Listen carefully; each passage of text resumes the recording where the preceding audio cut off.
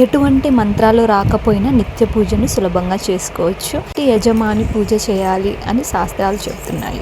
Hi, welcome to గానవి gloves.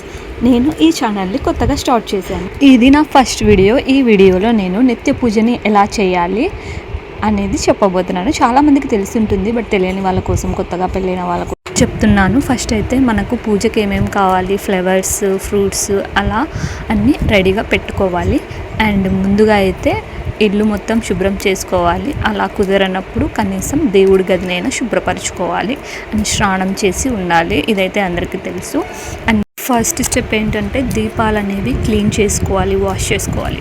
మన దగ్గర 2 సెట్లు ఉన్నట్టయితే ఒకరోజు ఒకటి అలా రెడీ చేసుకున్నా పర్లేదు. సో దీపాలు అనేవి రోజు వాష్ చేసి అయితే ఉండాలి ఖచ్చితంగా. ఇంట్లో యజమాని అనేదే పూజ చేయాలండి తప్పనిసరిగా. మరి కుదరనప్పుడు మహిళలు చేస్తున్నారు ఇప్పుడైతే, బట్ 99% యజమానులే చేయడానికి చూసుకోండి. ఎందుకంటే అప్పుడే శుభ ఫలితాలు కలుగుతాయని మన శాస్త్రాలు చెప్తున్నాయి. అంతేకాకుండా భర్త అనేవారు పూజ చేయడం వల్ల వాళ్ళ కుటుంబానికి మరియు వాళ్ళ భార్యకి ఆ భర్త చేసిన పూజలో సగ ఫలితం అనేది ఉంటుందని మనకు పూర్వీకులు అండ్ శాస్త్రాలు అందరూ చెప్తున్నారు. మన పూజలో నెక్స్ట్ స్టెప్ ఏంటంటే నిన్నటి పూలన్నీ తీసేసి ఈరోజు కొత్త పూలని అలంకరించవలసి ఉంటుంది దేవుని పటాలకు. మనం దేవుని పూజ చేసేటప్పుడు కింద ఒక మ్యాట్ వేసుకొని దాని మీద కూర్చోవాలండి. మా ఇంట్లో అయితే మా మామయ్య గారు రోజు పూజ చేస్తారండి. ఈ మధ్య కాలంలో ఆయనకి కుదరకపోవడంతో మా ఆయన గారు చేస్తున్నారు.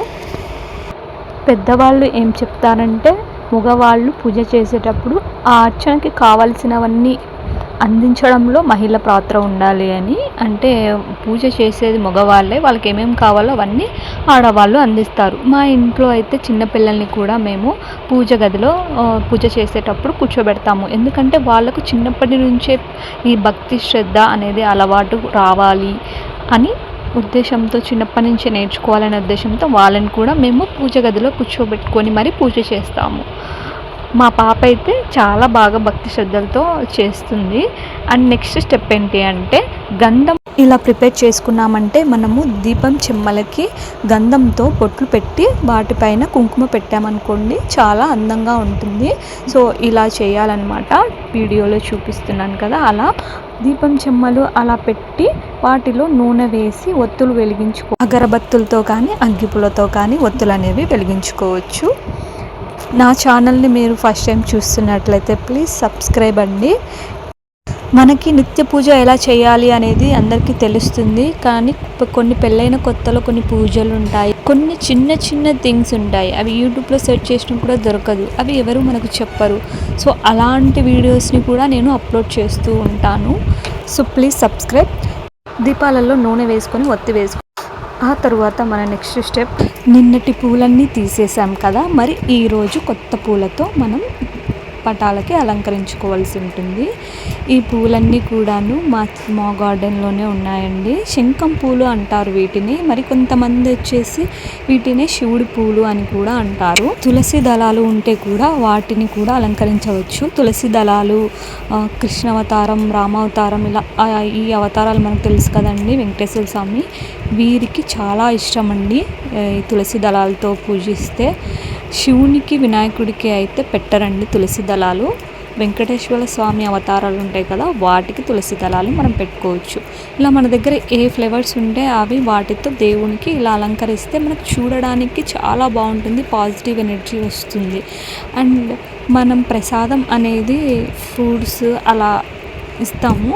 ఒకవేళ మన దగ్గర ఫ్రూట్స్ అనేవి లేనప్పుడు ఇలా ఎండు ఖర్జూర కానీ, ఎండు ద్రాక్ష, లేదంటే బెల్లం ముక్కలు ఇలా మనం దేవుని గదిలోనే సిద్ధంగా ఉంచుకున్నామంటే, మన దగ్గర ఫ్రూట్స్ అలాంటివి అవైలబుల్లో లేనప్పుడు అవి కూడా సమర్పించుకోవచ్చు. అండ్ నెక్స్ట్ అయితే మనకి ఇష్టమైన దేవుడి అష్టోత్తరం ఏదైనా అనుకోండి, మీకు ఇష్టమైన దేవుడి అష్టోత్తరం అనేది చదివి మంగళహారతి ఇవ్వడమే. టెంకాయ ఉన్నట్టయితే టెంకాయ కూడా కొట్టుకోవచ్చు. మనకి ఇష్టమైన రోజు ఉంటుంది కదా, మన దేవుడికి ముఖ్యమైన రోజు శనివారం, అలా మేమైతే గురువారం కొడతామండి. అలా టెంకాయ కూడా కొట్టుకోవచ్చు. అండ్ మంగళహారతి అనేది అయిపోయిన తర్వాత నీటి చుక్కలు అలా వేసి దేవుడికి సమర్పించిన తర్వాత మనమందరం మంగళహారతి తీసుకోవాలి. ఇంట్లో మగవాళ్ళు పూజ చేసిన తర్వాత మేము ఇలా ఆంజనేయ స్వామి కోటి కానీ, మాకు ఇష్టమైన అష్టోత్తరం కానీ చదువుకొని పూజని ముగిస్తాము. అంటే మాకు వీలైన సమయంలో చదువుకుంటాము. దీపారాధన చేసే ముందు గుర్తుంచుకోవాల్సిన విషయాలు: మన పూజ గదిని శుభ్రం చేసుకోవాలి. అంతేకాకుండా దీపారాధన చేసే ముందు ముగ్గు వేసుకొని ఉంచాలి. ఇంటి ముందు ముగ్గు వేయాలి. ముందు ముగ్గు వేసిన తర్వాతనే మన పూజని ప్రారంభించాలి. Thank you for watching. Please like and share. Subscribe for more updates. Bye bye. Say okay.